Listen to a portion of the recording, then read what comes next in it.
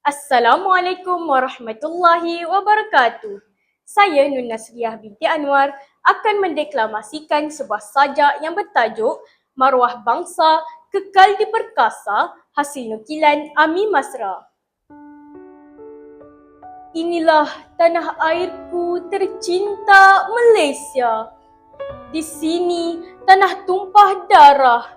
Di sini tempat melimpah amanah.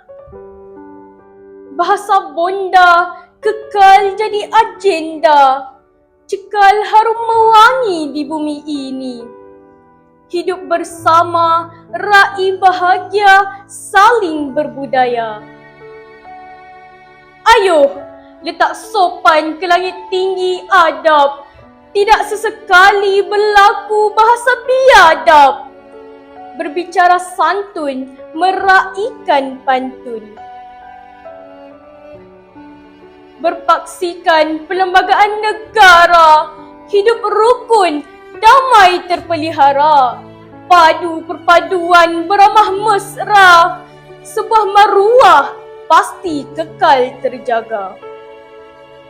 Demikianlah pesan para pendeta kepada anak-anak cucu kita. Angkatlah, apungkan maruah bangsa.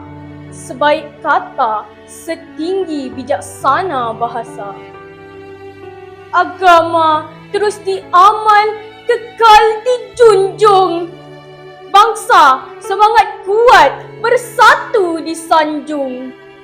Negara diangkat tinggi diperabung. Sejarah tamadun telah lama berkisah. Sebuah bangsa hidup bermaruah. Kekal sejahtera mempertahankan negara.